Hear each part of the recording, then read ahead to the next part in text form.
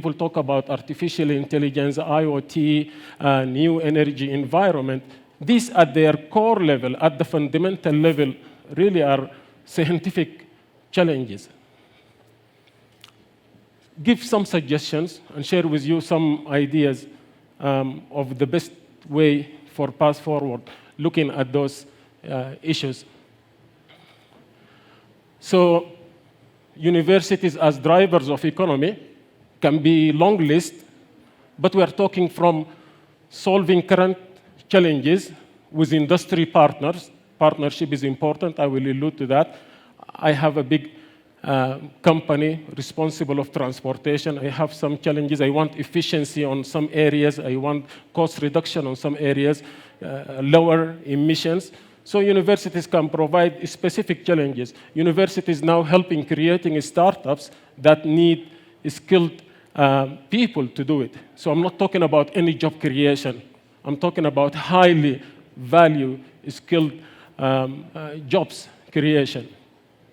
Create competitive local industry. And this is good for the local industry, and this can be incentive for the industries to work closely with the universities.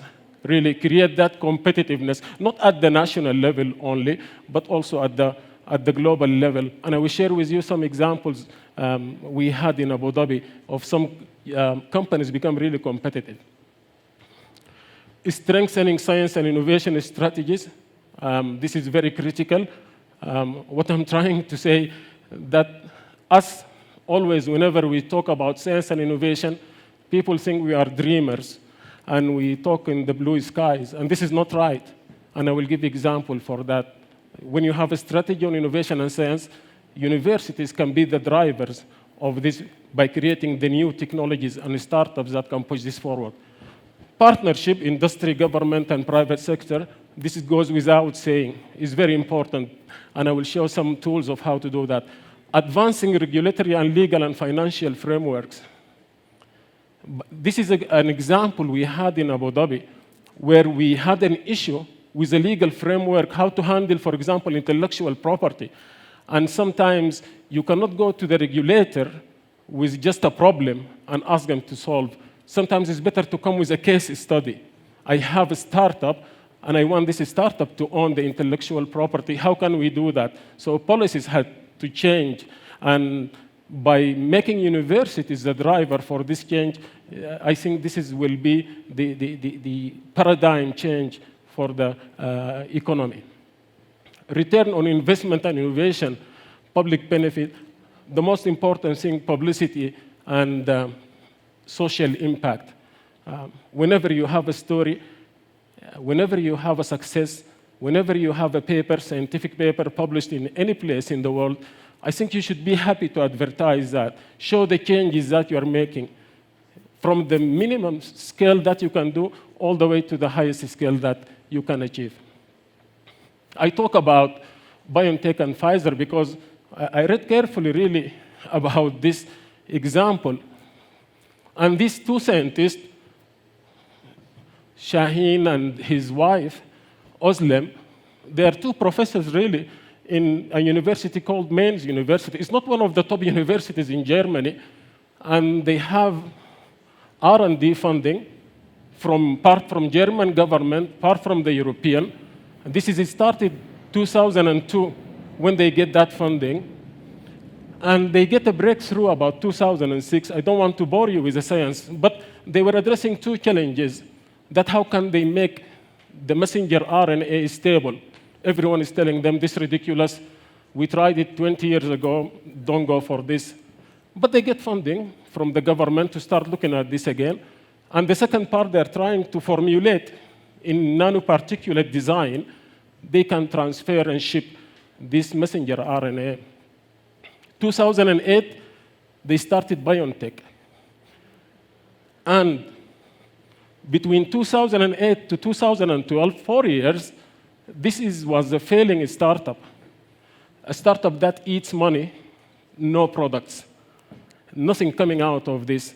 So they start getting funding about after 2012, and two industries at that time, they believed on them to give them the funding. One of them is Pfizer, which now is getting more than what she funded. for, and the other one with Sanofi, which is a French drug manufacturer. But anyhow, they get the funding, and they get the breakthrough. And here I'm writing, I don't know if you can see it, is valued at $37 billion, this company. And by the way, if you CV relate to them, they are one of the most highest paying companies at the moment. I'm thinking of sending my CV to those guys.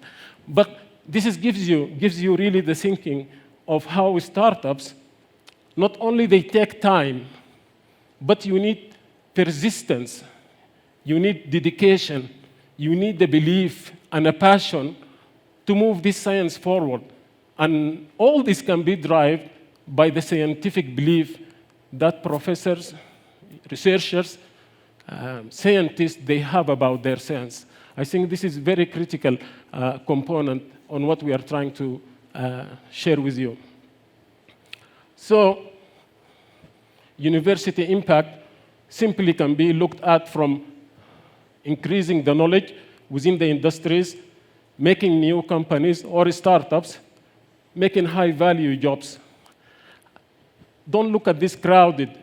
This is just an example in the US, which is not related to me in UAE, and I don't think to you in Guatemala. It's a different economic size in terms of people, in terms of industries and all this, but it's something good to look at sometimes, to compare. They measured between 1996 to 2017, so it's more than 20 years, and I would argue that sometimes you need more than this to regain the funding or investments you make in research innovation. But you can see patents is a good component, so you're keeping your intellectual property intact. They created about 5.9 million jobs out of the research coming out of the university, startups. The most important thing, $865 billion came into the economy out of the university research. So this is just an example of the US as economy.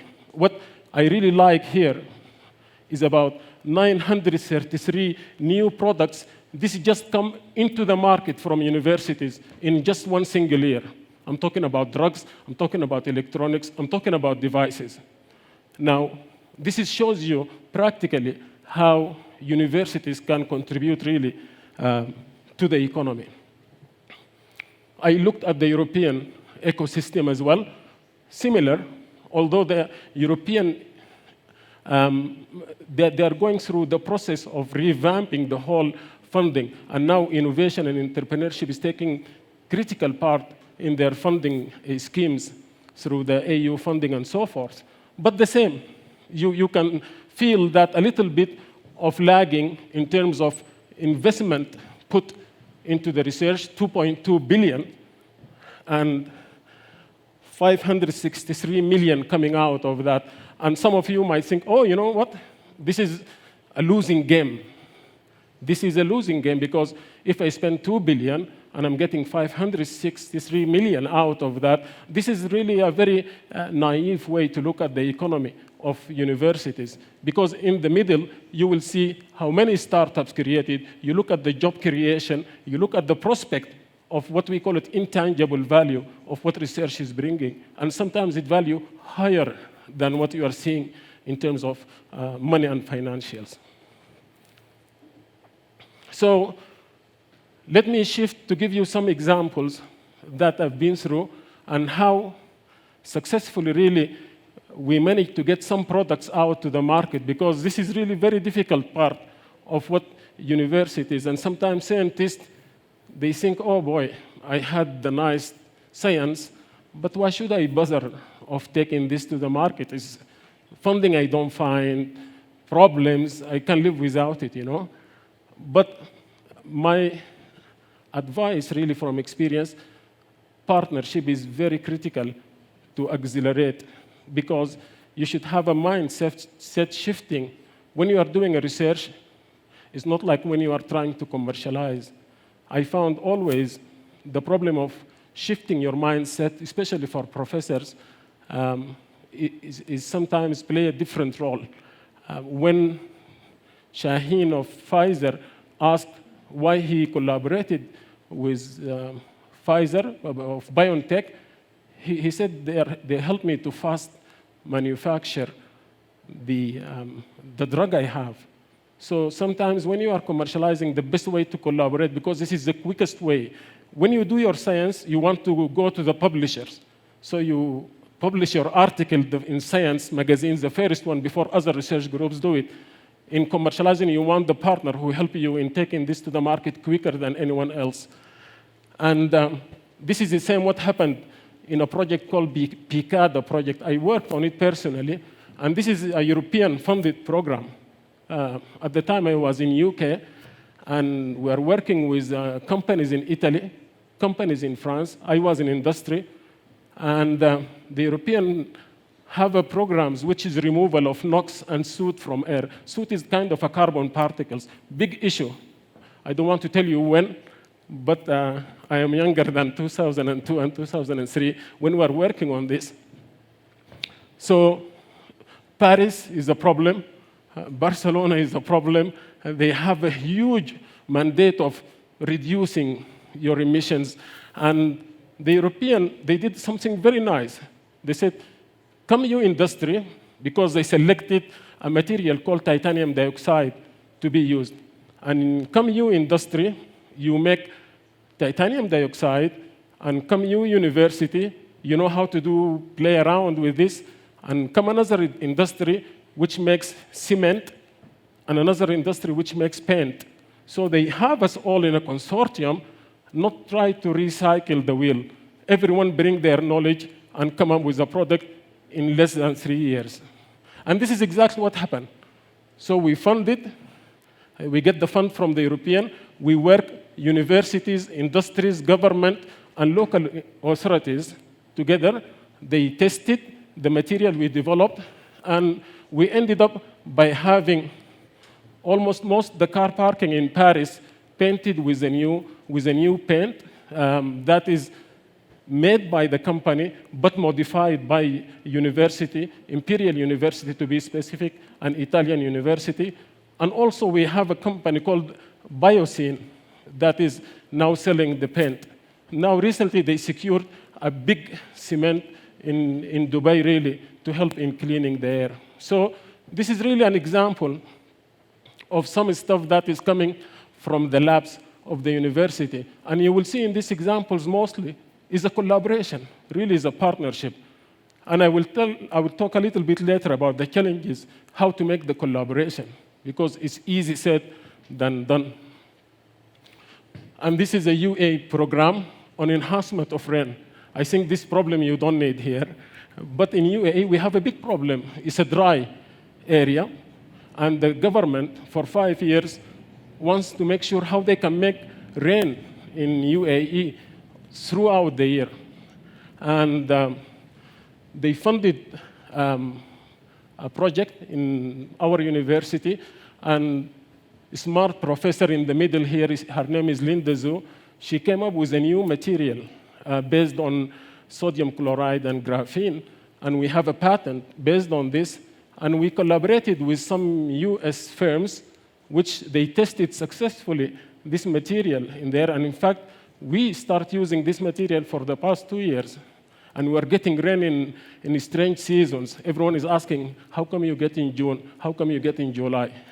And the aim is very high. The aim of the government is how Dubai and Abu Dhabi can reduce the temperature by 5 degrees in the next 5 years. So they want it to be more attractive, more and more for people to come. So the commercialization path, we scaled up the material outside the university. We made successful trials in the past 2-3 years, and now we managed to get agreed assignment and license agreement with NCM, or the National Center of Meteorology, and we get some money out of this use of these technologies. And as I said, publicity and rewarding, this was insisted for the government when we make the commercialization, is to have it publicly and honor the professor who came with these ideas. And publicity is very critical because it shows really what our professors can do. This is another technology, and I will share this video just to let you know how this smart professor came up with. He tried to clean oil out of water, and he was just thinking, in the oil industry, they have a big problem with that. So he make up a material. If you can see, he just take the sponge, pick up the oil from water, and just clean this. And this is now licensed with the technology or with one of the biggest oil industries there, and they are using it on daily basis to clean the effluents coming out of oil. But all of this is being scaled up, tried, co-developed with the partners who are giving us money. So partnership is very critical. And as there are challenges, I think we should think of it as opportunities. So research ideas and inventions leading to deep technologies addressing sustainability issues. This has always come from the universities. These are the new, fresh ideas. We have to integrate the technologies. What we are bringing in the labs shouldn't be practical in industry. Partnership is critical. Investment opportunities and research funding gaps. And this is very critical, by the way. Everyone has a problem. Money is never enough for everyone. Everywhere you go, they have a problem with that. But things can be done, and there are ways of doing it. Building of new technological and scientific capabilities and investment in human capital. I think this is the only thing that whenever we ask for fund, we always try to convince of the intangible things. This is for our government. For our industries, it is always about timelines. We speak business with our industries because they need deliverables. They need a clear path of when you are going to deliver these milestones. This is one of the technologies now running in Saudi Arabia, scarcity of water. This guy is Professor Kim Chun. He developed the new technologies where he make purification of water in a very sustainable manner. No use of energy, just absorbing water and clearing it. And now he's running, his startup is operating in the capital of Saudi Arabia, in the desert, in Riyadh. And he's having 50 employees, very good scientists and engineers. And he told me last time he's really getting good revenues out of his startup. This is one of the technologies I'm really happy and I'm working hard in bringing it to the market, which is really about use of hydrogen as a fuel for cars. Somehow I'm still not convinced of electric cars working on batteries, same as these professors who came up with this invention. Is any more sustainable way of that? And this guy, Professor Andy, we call him Kiwi Wang, he's really thinking of using hydrogen as a fuel. Hydrogen as a fuel, but for me it's easy because I don't know anything. For him it's more difficult. So which part of the hydrogen? He said to me, Sami, look, we can use formic acid. If anyone chemist, he will know formic acid is carbon with 3 hydrogens in between and a little bit of oxygen. So too much hydrogen atoms inside. And the only challenge is to develop a catalyst and then fuel the car. It's not that easy. After he make the hydrogen, the whole design of the engine has to be different because we don't have cars running really in direct hydrogen ignition in a safe manner. So he developed the first, I would call it, hydrogen car. This is a prototype. This is running only on hydrogen. You can see the tubes. You can see the reactors. And this actually, I would call it the first hydrogen car in the world running just on hydrogen. And now he get second round of investment actually from Silicon Valley, angel investor there. He had a company startup, is called Ultim, a startup. So let's see and wait how this will go. Okay, deployment of technologies is always an issue. we need robust science and innovation strategy. I think in Guatemala, like UAE, we have our leaders really told us, look, guys, you want to work on space, on health, artificial intelligence, and transportation, we are going to give you money. If you don't, then find your own money. So I think this is important to have that part. R&D and innovation funding, they give us fund if we are in these areas. We can give you something to do prototype startups. We fought over these IP policies, but we successfully managed to have the IP sitting with the university. So if our professors develop something, the IP stays with the university, and we have a good policy that if the professor makes startups or license or commercialize, we give them revenues back as well. Encouraging industries and private sectors investing in university research. I think this needs a little bit of convincing. We are not good at that, but sometimes we use our own ways. Testing validation capabilities. This is not a challenge. Collaboration. Everyone in the world likes to collaborate, especially at the universities. Advancing deep tech entrepreneurship ecosystem. And this is, by the way, a very nice or subtle difference. When I talk entrepreneurship, I'm not talking about there are different sectors of entrepreneurship. I'm talking about the deep tech technologies that really based on science, because if they have their different way of maturity and growth and training, to be honest with you, compared to others. You have to go through the validation, prototyping in a different way, partnership, IP, stuff like that. Advanced startups, deal flow, agreements, legal. What is it for you? If you are an inventor, how much you are getting in your startup? How much other investors getting from your startups? How can you value these things? And this is a very important part, I think, at early stage. All of those issues really help with this kind of technologies.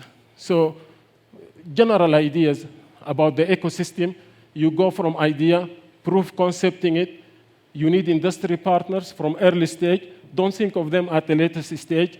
Investors as well. I've seen as well here some accelerators and incubators. They need to be more focused onto the deep tech again, and government to finally generate the public benefit that you are pursuing. This is the model that we are trying to follow in Khalifa University. I just said, let me share it with you. And really, everything for us is based on the university research. And we get industry funding and government funding. So the government gives us good funding, and the industry as well, we're getting nice funding sometimes. Still, we need to increase the industry to match with the international universities. We have my office, which is a technology management and innovation, is a technology transfer. Really, we manage and administer the intellectual property for the university. And we conduct the technology license agreements, and we manage the revenues as well. So whenever we get a penny, the policy clearly stating how much we give our professors, how much the university get, and all these kind of things. And we have a Khalifa Innovation Center, which is really an incubator, but focused really on deep tech. We are very selective on the technology and the teams that we are taking, and we conduct certain programs, basically help our professors in creating their startups. And then we go through the startup creation, we give POC funding, we give office space, we help in customer outreach, and the final part, which is the investment and acceleration. And we have a university enterprise company. This is a separate from the university, but I'm also a member, so it's linked to the university, where we give funds to the startups to help them grow their business profile. So really, this is kind of the overview of how the system works. And we still need to improve some areas and so forth, especially when we start talking about external investment coming to the startups. Path forward. I think universities' inclusion in addressing current and future challenges is critical. I think universities sometimes, the challenge can be that they are in different side or life or something and not with what is needed and changes everyday people's life. This is sometimes needs to change, so more engagement is critical. Government, industry, and private sectors in deployment of technologies and entrepreneurship activities is always an important way to reach the market quickly. Deep tech innovation entrepreneurship is unique, needs patience and time to nurture and grow. I think this is I cannot take the one in the US and say it works in Guatemala. I cannot take the one in Guatemala, I say it works in UAE. I think it's a journey that you have everyone to do on their own, really. Rewarding scientists and engineers is very critical. I think the core of what we are saying is based on the brains of our scientists and engineers, and we always need to take care of their outputs and respect it and value it. Building capabilities in technology transfer. This is one of the biggest issues, by the way. Sometimes if you don't have the right people who can take and translate this science into applications, you find a problem. What is the processes? How can you speak with a scientist in a science way, but also you speak with the investor and business in the language they understand, and this always quite often helps in closing the gaps. Marketing, publicity, success stories, go ahead, please. If you have any single thing, as small as you think, it is valuable for someone else. Incentivizing regulatory, legal, and financial framework. And really, this is something very important. And I have to give you the example of UAE. UAE now moved completely. When I joined there 7 years ago, we never used to give 10 years visa for entrepreneurs. Now it's easy. We never used to let people, startups, open bank accounts. Now it's easy. IP, to be owned by university, now it's easy. So I think as you are doing innovation, you are really challenging the system, making it more innovative, but also more flexible to accept innovation as well. I think with this, I have really to thank you for your time. I hope I didn't take too much from your schedules as well, and thank you for attending as well. Appreciate it.